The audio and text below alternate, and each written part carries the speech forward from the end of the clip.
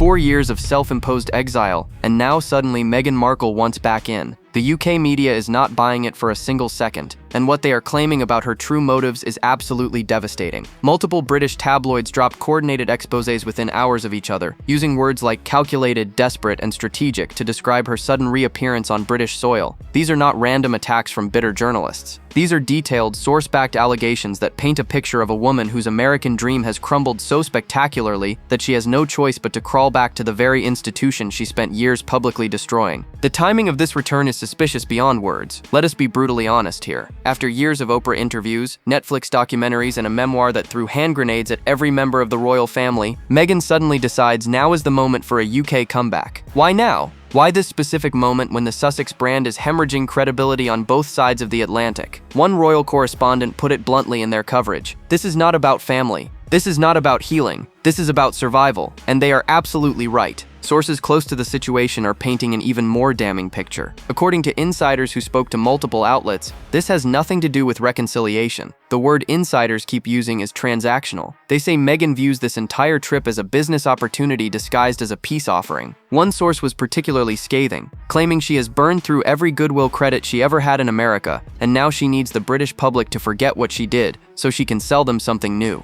Let that sink in for a moment. The woman who accused the institution of racism, who claimed she was silenced and mistreated, who compared living in the palace to a prison, is now allegedly trying to use that same institution to rebuild her failing brand. The British press is showing no mercy whatsoever. Headlines are screaming about hidden agendas and calculated maneuvers. Columnists are dissecting every public appearance, every photo opportunity, every carefully stage-managed moment. They are treating this return not as a homecoming, but as a hostile takeover attempt. And frankly, given the pattern of behavior we have witnessed over the past 4 years, can anyone blame them for being skeptical? What makes this situation even more explosive is what royal watchers claim is happening behind closed doors. Palace sources are reportedly furious at the audacity of the timing. They saw this coming, according to one insider, and they are not going to let her rewrite the narrative this time. The suggestion is that the royal household has been tracking the Sussex decline and anticipated exactly this kind of desperate pivot. They allegedly knew that when the American ventures failed spectacularly enough, a UK return would suddenly become very appealing. But to understand why the British press is being so absolutely ruthless in their coverage, we need to examine what allegedly drove this decision in the first place. The media firestorm engulfing Meghan Markle right now is unlike anything we have seen since the initial Megxit drama. Multiple UK outlets are running simultaneous exposé pieces, coordinated attacks that suggest either remarkable coincidence or deliberate coordination among royal correspondents who have finally had enough. The Daily Mail, The Sun, The Telegraph, and even the supposedly more measured broadsheets are all piling on with investigations into what they claim is the real reason behind this sudden change of heart. It is a full-scale assault on her credibility, and the receipts they are presenting are extensive. Consider the context for a moment. Meghan Markle has not set foot on British soil since Queen Elizabeth's funeral in September of 2022. That is over 4 years of complete absence. 4 years during which she gave bombshell interviews, released a docu-series that portrayed the royal family as cold and uncaring, and stood by while Harry published a memoir that included deeply personal allegations against his own brother and father. For 4 years, she seemed perfectly content to wage war from a distance, building her American empire while letting the British institution she abandoned take hit after hit. The official narrative being pushed by Sussex representatives is predictably sanitized. They would have us believe this is about healing, about family, about giving their children a connection to their British heritage.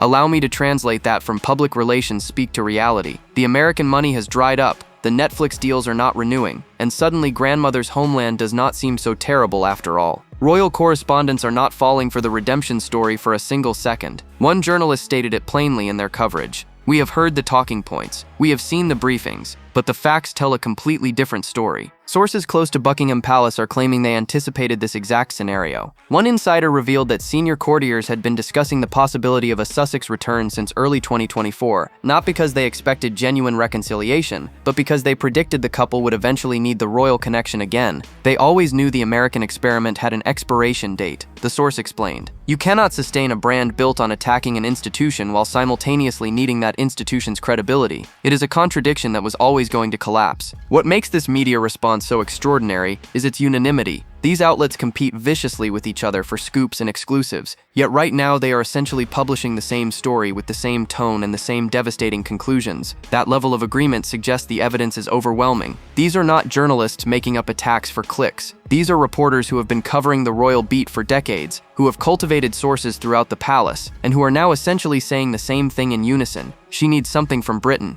and we all know it. The question royal watchers keep asking is whether Meghan understood the reception she would receive. Did she genuinely believe that 4 years of attacks could be erased with a single trip? Did she think the British media had forgotten the accusations, the interviews, the constant stream of criticism? One commentator put it perfectly. She fundamentally misunderstands the British public. We forgive genuine mistakes. We embrace authentic redemption, but we have an absolute sixth sense for calculation, and everything about this screams calculation. But the press was not content to simply criticize the timing, and the alleged secret motive they have exposed is even more damaging than the skepticism alone. Here is where the British media's case becomes absolutely devastating. According to multiple reports from UK outlets, Meghan's return is allegedly tied directly to rehabilitating her image for purely business purposes. Not family, not reconciliation, not any genuine desire to heal the wounds she spent years ripping open. Business, cold, calculated, transactional business decisions driving what is being presented to the public as an emotional homecoming. The cynicism is breathtaking, and the evidence journalists are presenting is damning. Sources claim that Meghan's American brand ventures have completely stalled. Her lifestyle brand, her podcast ambitions, her production company aspirations, all of it has reportedly hit brick walls that no amount of celebrity connections can break through. One entertainment industry insider told reporters that every deal they pitched in 2024 was met with the same response. Audiences do not trust her. American consumers, it seems, have finally caught on to what the British public recognized years ago. The authenticity that Meghan sells is not authentic at all, and you cannot build a lifestyle empire on a foundation of skepticism. The Netflix angle is particularly revealing. Reports suggest the streaming giant has been applying enormous pressure on the Sussexes to deliver content that actually performs. Their documentary did numbers initially, but the engagement dropped off dramatically. The problem, according to entertainment sources, is that viewers tuned in for royal content, and the Sussexes cannot deliver royal content without the royal family. They need what industry insiders are calling royal-adjacent material, stories that connect to the institution they abandoned. And how do you create royal-adjacent content when you have been publicly banned from anything remotely royal? You rehabilitate your image with the British establishment and hope some of that credibility transfers. Let us be brutally honest about what this means. If these reports are accurate, Meghan is essentially trying to use a manufactured reconciliation narrative to sell content. She allegedly needs footage of herself in Britain, being welcomed or at least tolerated by the establishment, so she can package that footage into programming that Netflix will actually promote. One media analyst put it bluntly, "It is a content play disguised as a family moment. They need B-roll of her in British settings to sell the reformed Duchess narrative to American subscribers." The connection to her upcoming projects makes the timing even more suspicious. Sources claim Meghan has multiple ventures in development that require a softened UK reputation to succeed. A lifestyle brand that leans heavily on British elegance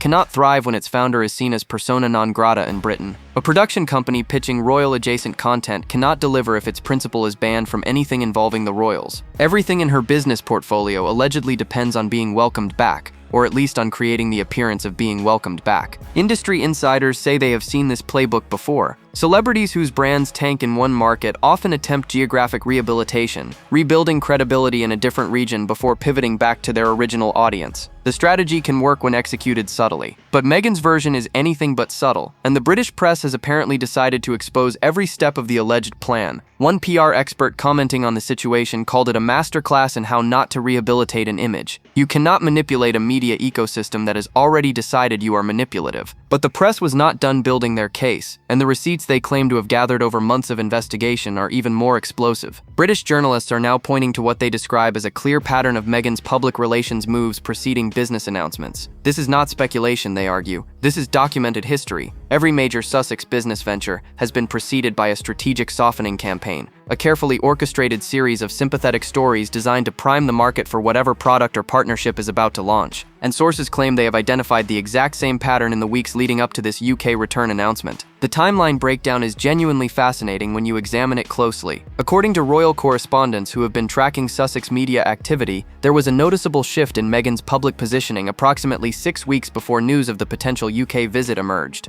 Suddenly, stories began appearing about her desire for peace, her concern for the children's British heritage, her supposed willingness to extend olive branches. These stories did not appear organically. They were clearly placed, carefully timed, and designed to create a specific narrative framework. One journalist described it as watching a chess game in slow motion. Every piece was moved deliberately, every story placed strategically. Sources claim there were conversations about strategic repositioning happening in the Sussex camp months ago. The phrase that keeps appearing in reports is image rehabilitation campaign. Insiders say that Meghan's team explicitly discussed how to soften her British reputation enough to unlock business opportunities that were currently blocked by negative public perception. One source was particularly damning. They were treating public opinion like a business metric to be optimized. There was no genuine emotion in any of the planning. It was pure strategy. Let that sink in for a moment. According to these claims, every heartfelt sentiment, every expression of family longing, was allegedly crafted in a boardroom. The historical parallels journalists are drawing are illuminating. Several commentators have compared Meghan's alleged strategy to other celebrity reputation rehabilitation attempts, some successful and some disastrous. The consensus seems to be that Meghan's approach most closely resembles the failures. One media analyst explained that successful rehabilitation requires genuine contrition and changed behavior. What we are allegedly seeing instead is surface-level manipulation, without any substantive change. The critics are essentially arguing that Meghan is trying to skip the hard work of actual redemption and jump straight to the benefits. What makes the media's case particularly compelling is the specificity of their sourcing. These are not vague allegations from anonymous grudge holders. Royal correspondents are citing conversations with people who were allegedly in the rooms where decisions were made. They are referencing specific meetings, specific discussions, specific strategy documents. Whether all of this is accurate remains to be seen, but the level of detail suggests either remarkable investigative work or sources very close to the Sussex operation who have decided to talk. One veteran royal reporter summarized the situation with characteristic bluntness. "In 30 years of covering this beat, I have never seen a more transparent manipulation attempt.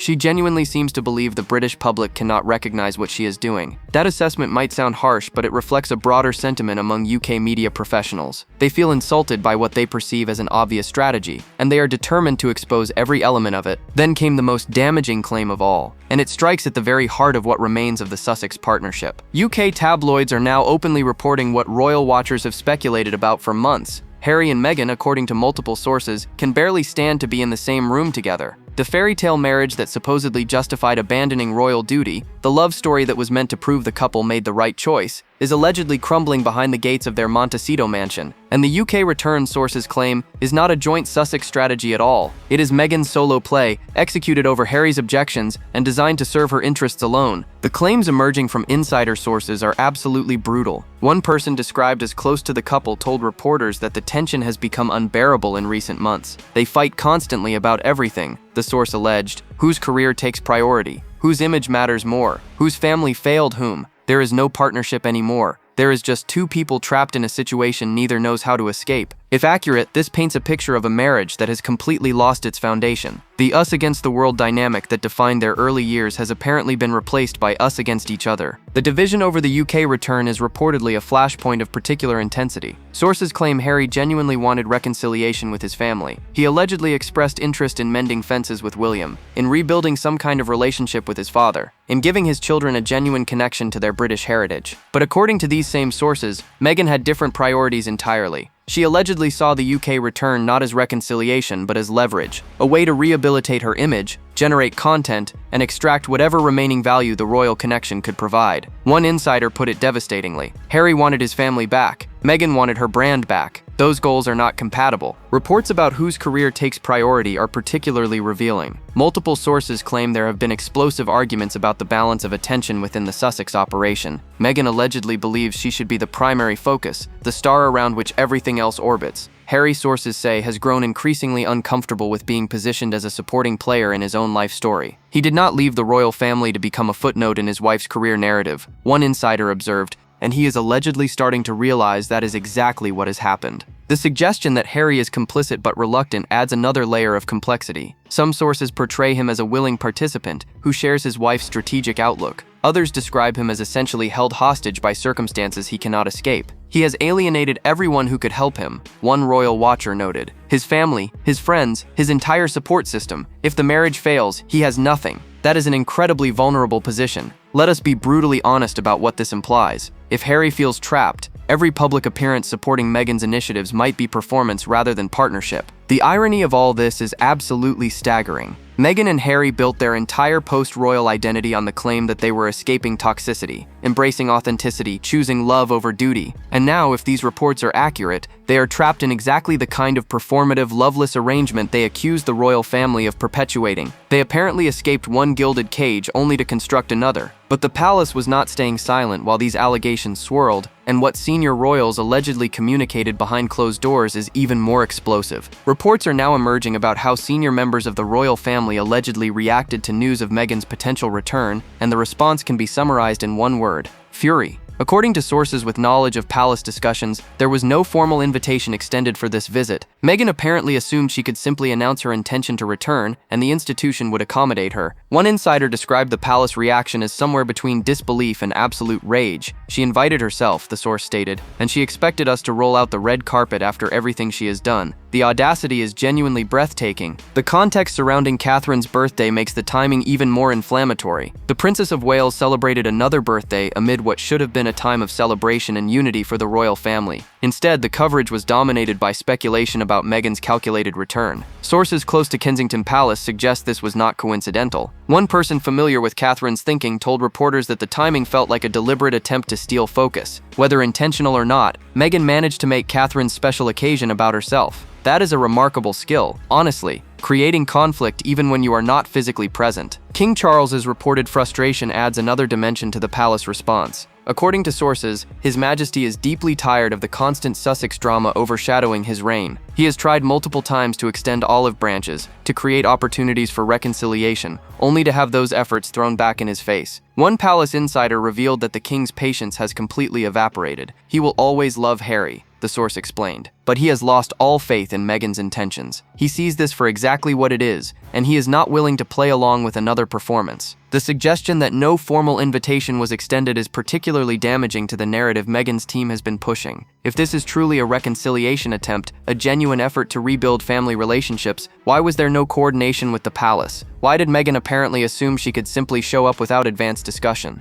One royal correspondent noted that this approach reveals everything about her actual intentions. Genuine reconciliation requires humility, cooperation, and respect for protocol. What we are seeing instead looks like a unilateral publicity campaign. Reports also suggest that William has been especially vocal behind closed doors about his opposition to any warming of relations. Sources describe the Prince of Wales as completely done with his brother and sister-in-law. The betrayals, the public attacks, the memoir allegations, the constant drama, all of it has apparently pushed William past any point of possible reconciliation. One insider was remarkably blunt. William will be civil in public if required, but privately, he has made clear that he considers that relationship finished forever. There will be no warm reunions, no healing conversations. The trust is gone permanently. The palace positioning appears designed to ensure that any positive narrative Meghan tries to create will be immediately contradicted by official sources. They are not letting her control this story, one media analyst observed. Every claim of progress will be met with anonymous briefings about the reality. It is a communications war, and the palace is fighting back this time. Then American authorities dropped a bombshell of their own, and the pressure Meghan is allegedly facing on multiple fronts became even more intense. Reports have been emerging about increased scrutiny of Sussex financial dealings and assets on the American side of the Atlantic. While details remain somewhat unclear, sources suggest that various aspects of the couple's business operations have attracted attention from authorities who have questions that need answering. The timing of these reports coming simultaneously with the UK return plans has led many observers to connect dots that might otherwise seem unrelated. One financial analyst commenting on the situation noted that when pressure mounts in one jurisdiction, moving attention to another jurisdiction is a classic diversionary tactic. How this American pressure may have accelerated the UK return plans is a subject of intense speculation among royal watchers. The theory gaining traction is straightforward. If things are getting uncomfortable in America, whether due to financial scrutiny, business failures, or both, then suddenly Britain looks more appealing as a base of operations. One source put it bluntly, Montecito is not the sanctuary it once was. There are questions being asked, investigations being conducted, and lawyers being consulted. A strategic pivot to the UK makes perfect sense if you are trying to escape mounting problems. The media is connecting dots between these legal concerns and the sudden urgency of the image rehabilitation campaign. If Meghan needs to move money, restructure businesses, or establish new revenue streams, having a damaged reputation makes everything harder. Banks are more cautious. Partners are more skeptical. Investors ask more questions. Rehabilitating her British image is not just about selling content to Netflix. It may be about creating the credibility needed to navigate whatever financial challenges are looming on the horizon. Speculation about what exactly the Sussexes may be protecting or pivoting from ranges from the mundane to the extraordinary. Some analysts suggest simple tax optimization strategies that have attracted unwanted attention. Others propose more significant financial complications related to the numerous business ventures that have launched and failed over the past 4 years. One entertainment industry source offered a particularly interesting observation. They have announced many deals. Actual revenue from those deals is a different question entirely.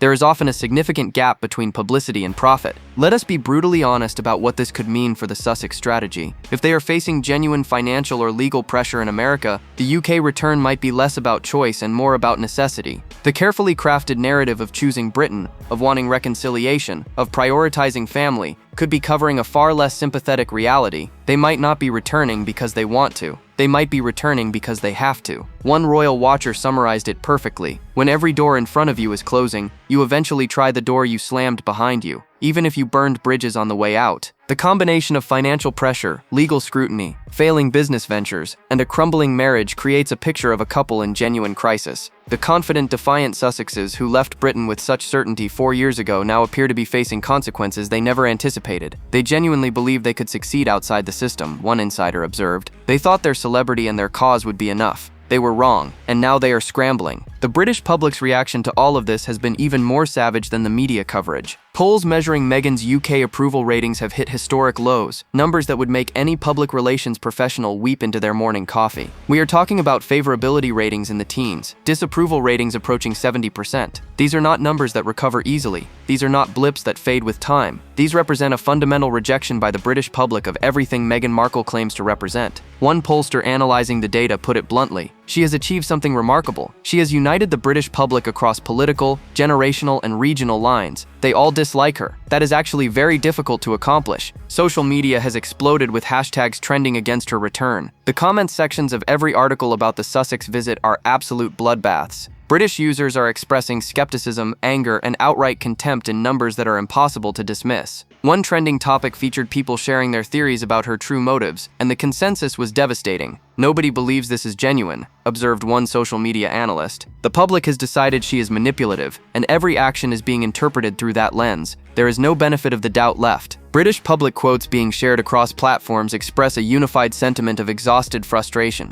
People are tired of the drama, tired of the victimhood, tired of the constant demands for attention. One comment that went viral captured the mood perfectly. "She spent 4 years telling everyone how awful Britain was. She accused us of racism, called our institutions cruel, and made millions attacking our royal family. Now she wants to come back? The cheek of it is unbelievable." That sentiment, repeated in various forms thousands of times, represents the wall of resistance Meghan faces in attempting any kind of rehabilitation. Royal watchers and commentators have been equally harsh in their assessments. The phrase "too little, too late" appears in nearly every analysis of the situation. One veteran royal correspondent offered this devastating summary: "There was a window for genuine reconciliation. It required humility, genuine apology, and changed behavior. That window closed years ago. What she is attempting now is not reconciliation. It is reputation management, and the British public can absolutely tell the difference." The backlash extends beyond ordinary citizens to influential voices in British society. Business leaders have expressed skepticism about any partnerships with Sussex-affiliated ventures. Media figures have signaled their intention to maintain pressure regardless of any charm offensive. Political commentators have noted that even mentioning the Sussexes positively has become toxic for public figures. One analyst observed that Meghan has become political kryptonite. Nobody in British public life wants to be associated with defending her. What makes this public rejection so devastating for Meghan's alleged strategy is that it undermines everything she is supposedly trying to accomplish. If the goal is image rehabilitation to unlock business opportunities, that rehabilitation requires public acceptance. Without it, no British brand will partner with her. No British media outlet will give her favorable coverage. No British audience will consume her content. She needs what the public is explicitly refusing to give: their forgiveness. But some insiders say the real drama is still happening behind closed doors, and what comes next could define the Sussex story permanently. Royal experts are now openly speculating that this UK return, regardless of how it unfolds, could permanently close any remaining doors with the royal family. The experts argue that Meghan has fundamentally misunderstood the institution she is trying to leverage. Reconciliation with the royal family is not a transaction. One historian explained, "You cannot negotiate your way back into trust. You earn it through years of consistent behavior." Announcing a visit and expecting welcome is not how any of this works. The suggestion is that by attempting to force her way back in, Meghan may have guaranteed she will never be welcomed back genuinely. Reports about William's alleged final straw reaction are particularly stark. Sources describe the Prince of Wales as having reached a point of complete and permanent estrangement from his brother and sister-in-law. The final straw was reportedly not any single event but the accumulated weight of 4 years of attacks, betrayals, and public humiliations. One insider close to William described his mindset as simply finished. "There is no anger anymore," the source explained. "There is just nothing." He has processed what happened, accepted that his brother chose a different path, and moved on. Meghan coming to Britain does not change any of that. Questions are intensifying about Harry's role in all of this. Is he being used by his wife as sources suggest, or is he a willing participant in every strategic decision? The answer matters enormously for how this story is ultimately interpreted. Some royal watchers believe Harry has become essentially captive to circumstances he cannot control. Others argue he is fully complicit in every attack, every interview, every business decision. One commentator offered a particularly insightful observation. The truth is probably somewhere in the middle. Harry likely agrees with some of what Meghan does, but is dragged along with other parts. The question is which category this UK return falls into. Industry insiders are now questioning whether any UK brand will touch Meghan regardless of how her visit unfolds. The reputational damage is simply too severe, they argue. One marketing executive explained the calculation bluntly. Associating with Meghan Markle right now is a guaranteed way to alienate a significant portion of your customer base. No brand wants that controversy. No brand wants those headlines. The financial risk outweighs any potential celebrity benefit. If this assessment is accurate, Meghan's entire alleged strategy is doomed from the start. She cannot rehabilitate her image enough to unlock business opportunities if no business is willing to risk associating with her. The expert consensus seems to be that Meghan has made a catastrophic miscalculation. She apparently believed that time would heal wounds, that the British public would forget, that the media would move on to other targets. Instead, the opposite has occurred. The wounds have festered. The public has hardened their views. The media has sharpened their knives. One veteran royal watcher summarized it perfectly. She is walking into a trap of her own making. Every element of this return will be scrutinized, criticized, and weaponized against her, and she apparently does not realize it yet. Which brings us to the ultimate question that everyone is asking. The collision of desperate timing, overwhelming media hostility, and alleged hidden motives has created what might be the most significant moment in the Sussex saga since they walked away from royal duty 4 years ago. Everything is converging simultaneously. The failing American ventures, the crumbling public image, the reported marriage tensions, the financial scrutiny, the palace resistance, the public backlash. All of it is coming together in a perfect storm that threatens to define Meghan Markle's legacy permanently. And the question everyone is asking is brutally simple. Is this a genuine attempt at redemption, or is this the most calculated Sussex move yet? The evidence suggests calculation at every level. The timing correlates too perfectly with business pressures to be coincidental. The PR campaign preceding the announcement was too sophisticated to be organic. The lack of coordination with the palace suggests this is not genuine reconciliation. The insider accounts of strategic planning sessions contradict any narrative of spontaneous family feeling. Every piece of evidence points in the same direction. This is allegedly a desperate gambit by a woman whose options have narrowed to the point where even returning to the institution she attacked is preferable to facing the consequences of her American failures. But consider the alternative interpretation for a moment. Perhaps the media has it wrong. Perhaps the sources are biased. Perhaps this genuinely is a woman who has reflected on her choices, recognized her mistakes, and decided to attempt repair. The problem with this interpretation is that nothing in Meghan's pattern of behavior supports it. There has been no public apology.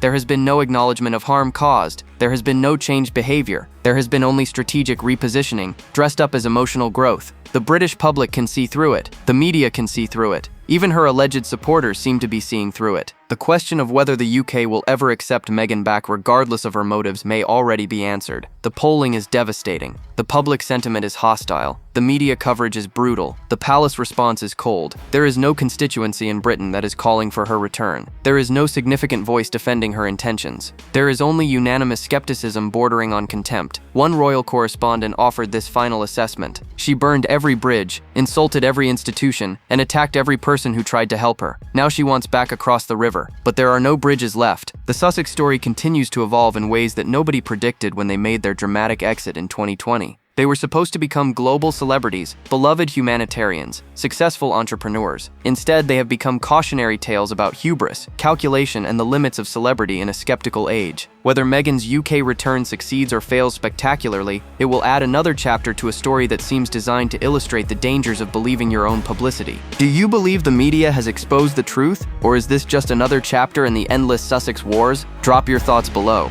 Like, subscribe, and stay tuned. The next video is waiting, and you will not believe what is coming next.